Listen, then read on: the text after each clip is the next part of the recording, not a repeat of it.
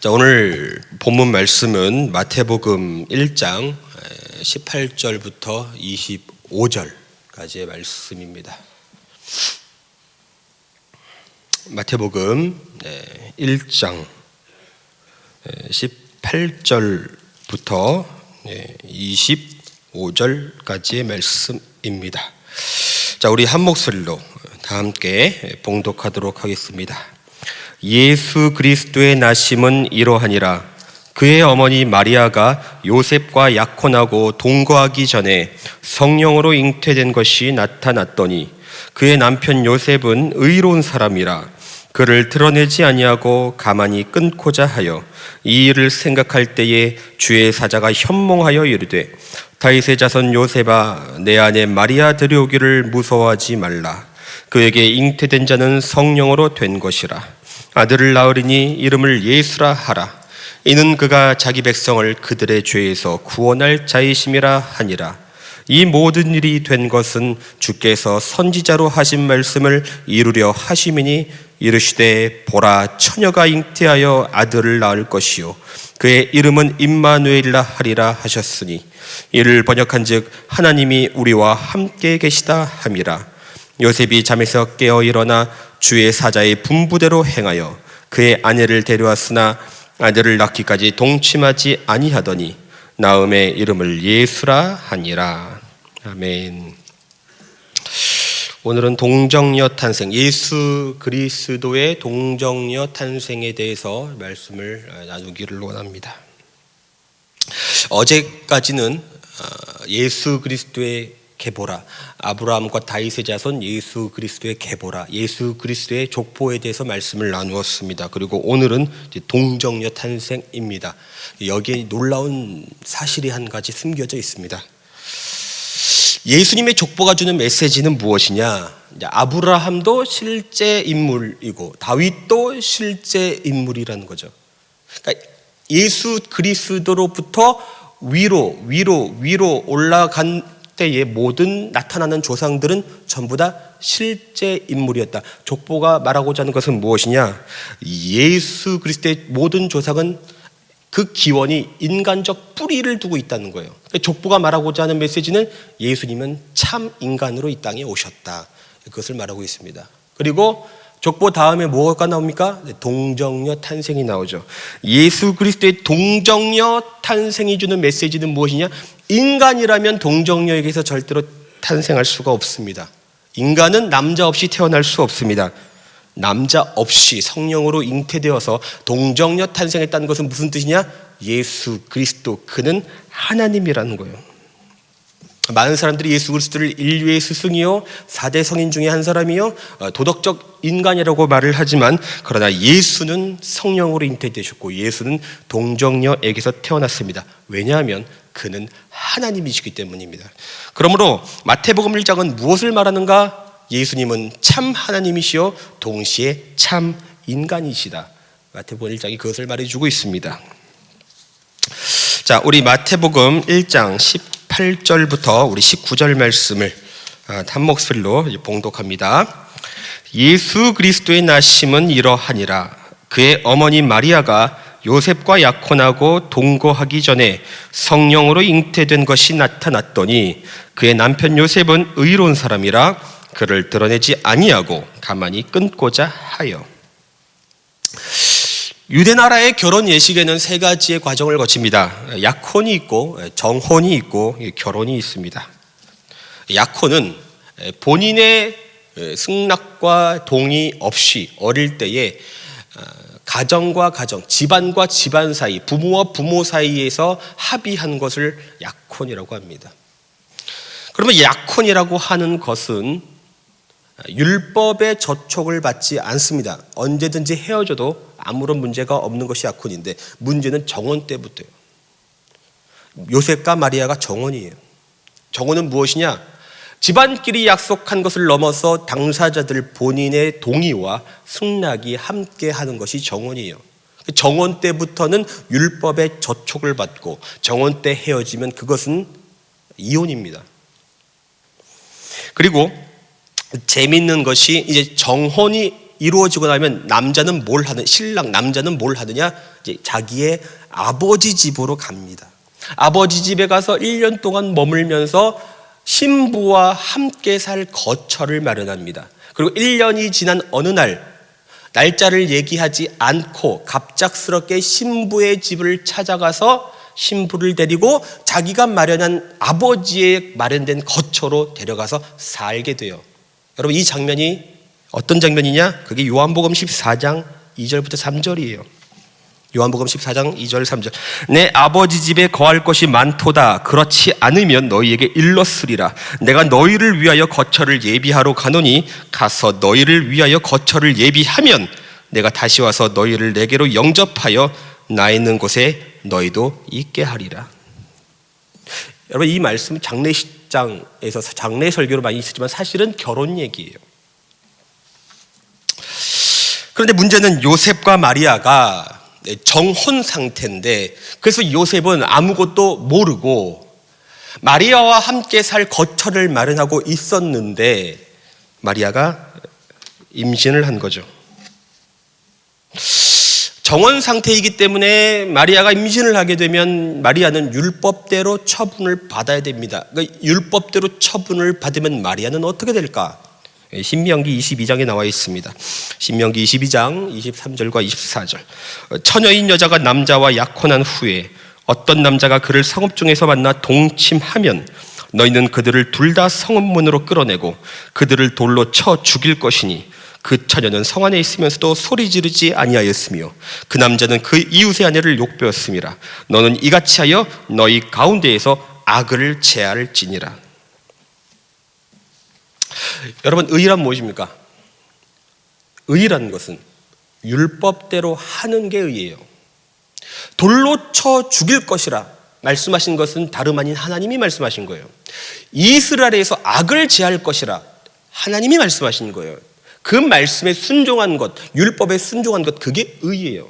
그래서 요한복음 8장을 보면 서기관과 바리새인들이 음행 중에 잡힌 여자를 끌어내서 돌로 쳐 죽이는 장면이 나옵니다. 우리의 입장에서 볼 때 어떻게 저렇게 잔인할 수 있는가라고 생각을 할 수 있지만 유대인들 입장에서는 그냥 율법에 충실한 것뿐이에요. 왜냐하면 그게 그들의 의이기 때문에. 하나님께서 우리에게 율법을 주신 이유는 순종하라고 주신 거예요. 근데 그 순종 가운데 보니까 돌로 쳐 죽일지니라. 그들이 이상한 게 아니라 그들은 율법에 충실한 거예요. 그게 율법의 의예요. 그런데 오늘 본문 말씀 19절을 보면 요셉을 뭐라고 표현을 하고 있냐면 요셉은 의로운 사람이라. 그러면 요셉이 정말 의로운 사람이 되려면 마리아를, 정원 중에 임신한 마리아를 끌어내서 돌로 쳐 죽여야 요셉이 의로운 사람이 될 수 있는 거예요. 그런데 마태복음은 요셉이 율법대로 하지 않았음에도 불구하고 요셉을 뭐라고 합니까? 의롭다라고 하고 있다는 거예요. 그럼 마태가 뭔가 말하고 싶은 게 있는 거예요. 뭘 말하겠습니까? 율법대로 하는 의보다 더 나은 의가 있다. 새로운 의가 있다는 거예요. 그게 마태복음 5장 20절이에요. 마태복음 5장 20절. 내가 너희에게 이르노니 너희 의가 서기관과 바리새인보다 더 낫지 못하면 결코 천국에 들어가지 못하리라. 결코 천국에 들어가지 못하리라. 서기관과 바리새인의 의는 무엇입니까? 율법대로 잘못했으면 돌로 쳐 죽이는 것이고 잘했으면 칭찬하는 것이고 잘못했으면 혼내는 것이 서기관과 바리새인의 의지만 내가 너희에게 다시 말하노니 너희의 의가 서기관의 의와 바리새인의 의보다 더 낫지 아니하면, 더 나은 의가 없다면, 새로운 의가 너희 안에 없다면 너희는 결탄코 천국에 들어가지 못하리라. 더 나은 의가 무엇입니까? 더 새로운 의가 무엇입니까? 지금 요셉이 보여주고 있는 거예요. 요셉이 지금 뭘 하고 있죠? 오늘 말씀에 요셉이 뭘 하고 있습니까? 그의 남편 요셉은 의로운 사람이라 그를 드러내지 아니하고 임신한 사실을 드러내지 아니하고 죄를 드러내지 아니하고 수치를 드러내지 아니하고 창피를 드러내지 아니하고 흉을 드러내지 아니하고 허물을 드러내지 아니하고 과거를 드러내지 아니하고 뭐했다? 덮어주었다. 사랑은 무엇입니까? 허물을 땅에 덮어주는 것. 옆 사람의 허물을 십자가에 못 박아주는 것. 그게 의예요. 여러분, 구원은 죄를 들추는 것에서부터 시작하는 것이 아니라 죄를 덮어주는 것으로 시작하는 것이 구원이요, 십자가는 덮어주는 장소가 십자가입니다. 과거를 들춰내고 흉을 들춰내고 잘못을 들춰내는 것이 바리새인의 의라면 그보다 더 나은 의가 너희에게 없다면 너희는 결단코 천국에 들어가지 못하리라. 여러분, 쉽게 말해서 바리새인의 의는 무슨 의입니까? 옳고 그름의 의예요. 율법의 기준에 따라 옳으냐, 율법의 기준에 따라 그르냐. 우리의 문제는 무엇입니까? 내가 기준이요, 내 기준에 따라서 옳으냐, 내 기준에 따라서 그르냐. 좀 더 심하면 내 감정에 따라서 옳으냐, 내 감정이, 내 기분이 좀 나쁘면 옳으냐, 그르냐. 바리새인의 의예요. 그러나 더 나은 의는 무엇입니까? 긍휼이다. 이거예요. 긍휼이다. 교회 내에서의 시선은 딱 두 가지밖에 없습니다. 옳고 그름으로 내 이웃을 볼 것이냐, 아니면 그래서 잘잘못을 따질 것이냐, 아니면 내 이웃을 긍휼로 볼 것이냐, 그래서 덮어줄 것이냐, 의가 있을 것이냐, 아니면 더 나은 의가 있을 것이냐. 백세 철학자로 유명한 교수님이 여러분들 아실 것입니다. 김형석 교수님, 103세인가 되셨죠. 104세신가요? 김형석 교수님. 이분이 오래 사셨기 때문에 그분은 이제 일제 시대를 경험을 하십니다.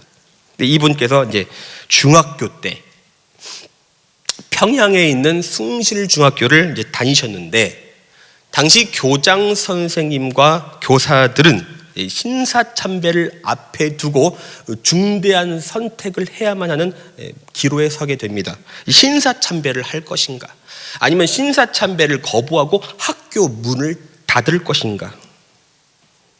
근데 그때 당시에 평양에 있었던 민족 지도자들을 수백 명이 모여가지고 무엇을 결의하느냐, 우리 한국 학생들을 결단코 일본 학교에 보낼 수 없다.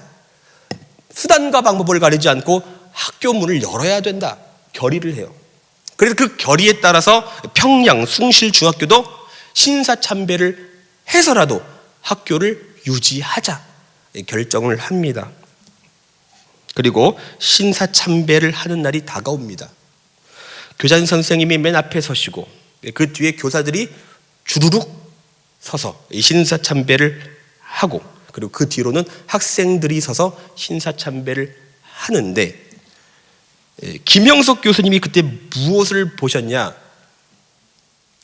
맨 앞에 서서 신사참배를 하고 고개를 들고 있는 교장 선생님의 뺨에 흐르는 눈물을 봅니다. 그리고 그런 생각을 하셨대요. 교장 선생님께서 맨 앞에 서서 고개를 숙이고 신사참배를 하는 것은 교장 선생님에게는 상처가 되는 일이구나, 아픔이 되는 일이구나, 눈물이 되는 일이고 결코 쉬운 일이 아니구나, 그것을 깨닫게 되십니다. 당시에는 숭인상업고등학교의 한경직 목사님 같은 분도 신사참배를 하셨습니다. 그리고 해방 이후에 문제가 터져요. 해방 이후에 재건파 장로교 쪽에서 일제 치하에서 신사참배를 했던 목사들은 목사가 아니다, 목사 자격이 없다. 그래서 저런 목사들이 담임하고 있는 교회에는 구원이 없다, 가지 마라. 옳고 그름으로만 판단을 하게 됩니다. 신사참배를 한 것은 당연히 그런 거죠. 옳고 그름으로만 판단을 하니까 무슨 일이 벌어지느냐? 목사와 목사 사이에 분열이 시작되고, 교회와 교회 사이에 갈등이 시작되고, 교단과 교단이 쪼개지기 시작해요. 그래서 교회 교단이 많은 이유가 여기에 있어요. 여러분, 신사참배를 옳고 그르냐의 문제로 본다면 그것은 당연히 그런 겁니다. 그러나 율법대로 이 문제를 본다면 반드시 갈등을 초래할 것이요 분열을 초래하게 되어 있습니다. 그런데 김형숙 교수님은 무엇을 보십니까? 옳고 그름을 본 것이 아니라 교장 선생님의 뺨에 흐르는 눈물을 본 거예요. 그의 아픔을 본 거예요. 그의 상처를 본 거예요. 얼마나 힘들었을까. 여러분, 내가 가정을 옳고 그름으로만 내 가족을 대한다면 절대로 가정은 화목할 수 없습니다. 그러나 남편의 고됨이 눈에 들어오고 아내의 상처가 눈에 들어올 수만 있다면 그 가정은 희망이 있습니다. 교회도 마찬가지예요. 장로님의 아픔이 보일 수 있다면, 권사님의 상처가 보일 수 있다면, 교역자들의 고됨이 보일 수 있다면 그 교회는 하나 될 수 있습니다. 옳고 그름의 의, 서기관의 의, 바리새인의 의, 율법의 의로는 결단코 하나 될 수 없습니다. 그러므로 주님께서 우리에게 더 나은 의가 너희에게 있느냐, 더 새로운 의가 너희에게 있느냐, 이것을 가르치고 있는 거예요. 긍휼이 있느냐, 오직 긍휼로서 너희의 공동체가 하나 될 수, 너희의 가정 공동체가 하나 될 것이요, 너희의 교회 공동체가 하나 될 것이다. 그러므로 오늘 본문 말씀에 요셉이 드러내지 않는 거예요. 그를 드러내지 아니하더라, 덮어주다. 그게 더 나은 의입니다. 여러분 안에 있는 의는 어떤 의입니까? 옳고 그른 의입니까? 아니면 긍휼입니까? 여러분, 이것만 기억하십시오. 하나님께서 나를 옳고 그름으로만 보셨다면 우리 중에 그 누구도 구원받을 수 있는 사람은 아무도 없었을 것입니다. 그러나 하나님께서 나를 긍휼로 대하셨기 때문에 우리는 구원받을 수 있는 것이고 우리가 살 수 있었다는 거예요. 옳고 그름은 사람을 살리지 못합니다. 그러나 긍휼은 사람을 살립니다. 긍휼이 구원을 가져다 주는 것이고, 긍휼이 사람을 살리고, 긍휼이 생명을 가져다 주고, 긍휼이 가정도 살리고, 긍휼이 교회도 살리는 것입니다. 어떤 사람들을 보면 자기 자신에게는 긍휼로 대하지만 타인에게는 율법으로 대하는 사람들이 있습니다. 정확히 그 반대로만 하십시오. 자기 자신에게는 율법으로 대해야 돼. 타인에게는 긍휼로 대하시기 바랍니다. 그러면 여러분은 축복의 사람이 될 것입니다. 자, 마태복음 1장 20절, 우리 다 함께 한 목소리로 봉독합니다. 이 일을 생각할 때에 주의 사자가 현몽하여 이르되, 다윗의 자손 요셉아, 네 아내 마리아 데려오기를 무서워하지 말라. 그에게 잉태된 자는 성령으로 된 것이라. 요셉에게 천사가 나타납니다. 여기서 중요한 것은 무엇이냐? 문제가 터지고 천사가 나타났느냐, 아니면 문제가 터지기 전에 천사가 나타났느냐 하는 거예요. 여러분, 문제가 터지기 전에 천사가 나타나면 사실은 모든 일이 쉬워집니다. 마리아가 임신하기 전에 천사가 요셉에게 나타나서, 요셉아, 마리아가 임신할 것이다, 성령으로 임신할 것인데, 그가 처녀이지만, 남자를 모르는 동정녀이지만 그는 하나님의 능력으로 임신할 것이니 임신해도 두려워하거나 놀라지 말라 했더라면 일은 간단합니다. 그러나 하나님은 그렇게 하지 않습니다. 하나님께서 아브라함에게, 아브라함아, 내가 양을 준비해 놓을 테니 너는 내 아들 독자 이삭을 바쳐라. 그러면 아브라함은 두려움 없이, 걱정 없이, 갈등 없이 이삭을 바치는데 문제 없이 했을 것입니다. 그러나 하나님은 그렇게 안 하십니다. 여리고성이 한 2바퀴 정도 돌면 먼지가 일어나고 한 4바퀴 정도 돌면 그 여리고성 벽에 금이 갔더라면 일은 아주 쉬워집니다. 하나님의 방식은 그렇게 하지 않습니다. 나아만이 문둥병에 걸렸습니다. 요단강에 7번에 빠져야 되는데 한 번쯤 빠졌을 때 고름 터지고 한 5번쯤 터졌을 때 피부에 감각이 돌아왔더라면 일은 너무나도 쉬워집니다. 그러나 하나님의 방식은 그렇게 하지 않습니다. 하나님은 침묵하십니다. 언제까지 침묵하느냐? 여러분들이 온전한 믿음을 보일 때까지, 아브라함이 온전한 믿음을 보일 때까지. 여리고성을 도는 이스라엘 백성들이 이 눈에 아무 증거 보이지 아니할지라도 온전한 믿음을 보일 때까지 주님은 침묵하십니다. 그러나 침묵만 하시느냐? 그렇지 않습니다. 정확한 때에 하나님은 침묵을 깨시고 역사에 개입하셔서 기적을 보이십니다. 예수님께서 나의 하나님 어찌하여 나를 버리시나이까? 예수님께서 이렇게 고달픈 부르짖음을 했음에도 불구하고 하나님은 침묵하십니다. 하나님께서 침묵만 하셨느냐? 그렇지 않습니다.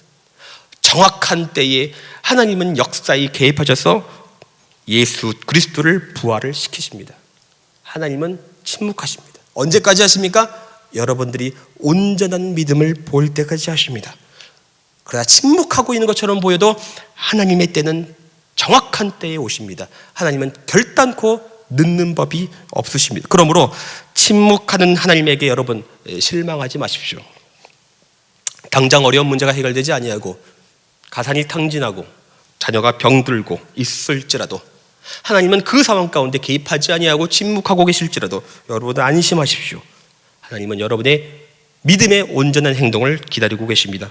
여리고성이 무너질 때는 그 어떠한 징조 없이 한순간에 무너지는 것이고, 홍해가 갈릴 때도 징조 없이 한순간에 열리는 것이고, 하나님의 개입하심은 징조 없이 한순간에 정확한 때에 늦지 아니하시고 개입하셔서 역사를 보여주시는 분, 그분이 우리 구주 예수 그리스도십니다.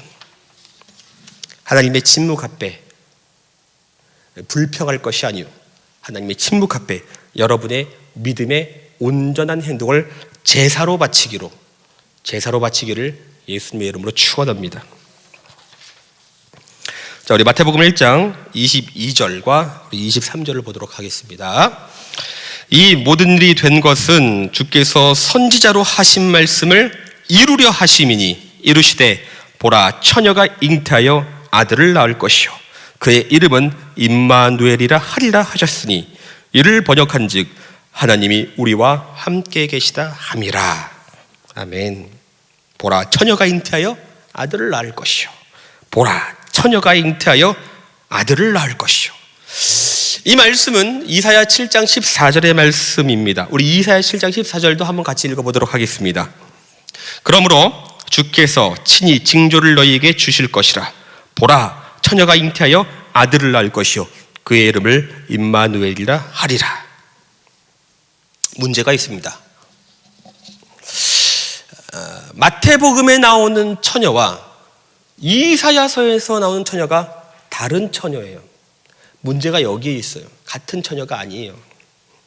마태복음에 나오는 처녀는 분명하게, 선명하게 결혼 안 한 처녀를 말하고 있어요. 그런데 이사야에서 말하는 처녀는 히브리어 알마라는 단어를 쓰고 있기 때문에 문제가 생겨요. 히브리어 알마는 뭐냐? 처녀가 아니라, 번역이 처녀가 아니라 젊은 여자예요. 여러분, 젊은 여자는 결혼한 여자도 있고 결혼하지 않은 여자도 포함하고 있는 것이 젊은 여자예요. 그러니까 마태복음은 처녀고 이사야서에 나오는 처녀는 그냥 젊은 여자예요. 그러니까 마태복음에서 나오는 메시지는 분명합니다. 확실합니다. 그러나 이사야에서 말하는 메시지는 분명하지 않은 거예요. 마태복음에서 나오는 처녀는 하나님께서 자기의 뜻을 분명하게 드러내고 있어요. 결혼하지 않는, 구체적으로 분명하게 선명하게 드러내고 있지만 이사야서에서는 하나님의 뜻이 숨겨져 있어요. 결혼 안 한 여자라고 하는 것이 젊은 여자가 그러면 여러분, 애를 누가 낳습니까? 할머니가 낳습니까?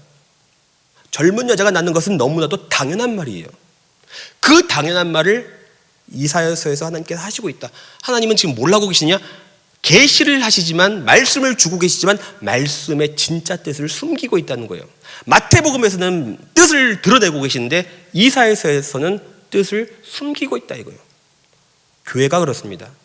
하나님이 어떤 사람에게는 뜻을 드러내시지만 어떤 사람에게는 뜻을 숨기십니다. 그래서 설교를 들어도 깨닫지 못하는 사람이 있어요.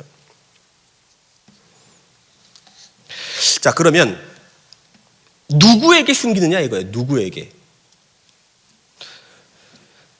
하나님께서 젊은 여자가 애를 낳을 것이다 라고 말한 대상은 누구에게 말씀하시는 거냐면 아하스라고 하는 악한 왕에게 하시는 말씀이에요. 아하스. 그럼 아하스가 무슨 행동을 했길래 숨기시는 걸까? 하나님께서 아하스에게, 아하스 왕에게 내가 너를 도와주겠다 말씀하십니다. 내가 너를 돕고 싶다. 너는 나의 도움을 받아야 된다. 사실 아하스 왕은 도움이 절실하게 필요한 상태였어요. 그런데 아하스 왕이 뭐라고 대답을 하냐면 이사야 7장 12절입니다. 이사야 7장 12절. 아하스가 이르되 나는 구하지 아니하겠나이다. 나는 야훼를 시험하지 아니하겠나이다 한지라. 여러분, 이거 잘못 보면 아하스의 믿음이 좋구나라고 생각할 수 있습니다. 전혀 아니에요. 정반대예요. 정반대. 지금 아하스는 굉장히 위태로운 상황이기 때문에 도움이 필요해요. 그런데 아하스는 도움이 필요하지만 하나님의 도움보다 옆에 있는 강대국인 아수르, 지금으로 치면 미국, 옆에 있는 강대국 아수르의 도움을 필요로 하지 하나님의 도움을 필요로 하지 않는, 그게 문제예요. 다시 말해서 여러분, 아들이 도움이 필요해요. 도움이 필요한데 아버지한테 도움을 구하는 것이 아니라 옆집 아저씨한테 찾아가서 도움을 구하면 아버지는 속상한 거예요. 그게 바로 아버지를 무시하는 거예요. 그러니까 아하스가 하나님을 무시하는 거예요. 하나님을 하나님으로 대접하지 않는 거예요. 아버지를 아버지로 대접하지 않는 거예요. 여러분, 우리가 하나님을 하나님으로 대접하지 않고 아버지를 아버지로 대접하지 않으면 무슨 일이 생기느냐? 하나님이 우리를 아들로 대접하지 않는 거예요. 뜻을 숨기는 거예요. 그래서 예수님께서 뭐라고 말씀하시냐? 이거는 교회 안 다니는 사람도 아는 아주 유명한 말씀. 남에게 대접을 받고자 하는 대로 너희도 남을 대접하라. 아들로 대접받기를 원하느냐? 하나님을 하나님으로 대접하라, 이거예요. 너희가 정말로 하나님의 자녀로 대접받기를 원하는가? 그렇다면 아버지를 아버지로 대접해라. 그러면 하나님께서 너희를 대접해 줄 것이다. 그러나 내가 아버지를 아버지로 대접하지 아니하면, 하나님을 하나님으로 대접하지 아니하시면 하나님은 그때부터 하나님의 뜻을 숨기십니다. 말씀이 안 깨달아져요. 설교의 은혜가 사라져요. 마음이 냉랭해집니다. 사람들이 가장 많이 하는 말이 있습니다. 목사님, 하나님의 뜻을 모르겠어요. 모르는 이유는 간단해요. 하나님이 뜻을 숨기면 모르는 거예요. 왜 모르게 될까? 아버지를 아버지로 대접하지 않아서 그렇습니다. 예배가 죽으면 그렇습니다. 내 안에 바리새인의 의가 가득하고 서기관의 의가 가득하면 그렇습니다. 그러면 하나님의 성경 일독하면 뭐합니까? 하나님께서 자기의 뜻을 숨기십니다. 그러면 하나님의 뜻을 모르게 되는 것입니다. 그런데 요셉은 아니에요. 하나님께서 요셉에게는 그 뜻을 숨기지 않습니다. 젊은 여자가 잉태할 것이라고 말씀하지 않습니다. 결혼 안 한 처녀가 성령으로 잉태될 것이다. 분명하고 선명하게 요셉에게는 자기의 뜻을 드러내십니다. 요셉은 어떤 사람입니까? 그 마음 가운데 예수 그리스도의 마음, 긍휼, 더 나은 의, 새로운 의, 옳고 그름으로 사람을 판단하고 내 기준으로 사람을 판단하는 것이 아니라 하나님의 시선으로 긍휼로 사람을 볼 수 있는 사람, 그래서 아버지를 아버지로 대접할 수 있는 사람, 그게 요셉이에요. 여러분, 교회 내에는 아하스가 있고 요셉이 있습니다. 하나님께서 뜻을 숨기는 사람이 있고 하나님의 뜻이 점점 분명해지는 사람이 있습니다. 여러분, 부탁드립니다. 요셉이 되어 주십시오. 아버지를 아버지로 대접하십시오. 예배를 회복하십시오. 말씀에 순종하십시오. 무엇보다 형제의 허물을 덮어주십시오. 그게 요셉입니다.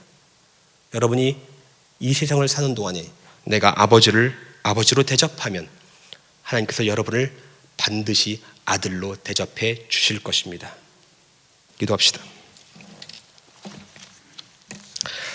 하나님 아버지, 우리가 다시 한번 이 말씀을 통해서 내 안에 있는 것을 깨닫기를 원합니다. 아버지, 내 안에 무엇이 있습니까? 내가 있습니까? 예수님이 있습니까? 나의 마음가운데 있는 의는 어떤 의입니까? 정죄의 의입니까? 긍휼의 의입니까? 하나님, 나를 다시 한번 깨닫게 하여 주시어서 우리가 정말로 하나님의 아들답게 살기를 원합니다. 하나님의 아들로서 아버지를 아버지로 대접하는 삶이 되기를 원합니다. 인도하여 주시어서 우리가 하나님의 뜻을 분명하고 선명하게 알 수 있도록 그 걸음을 인도하여 주옵소서. 예수님의 이름으로 기도합니다. 아멘.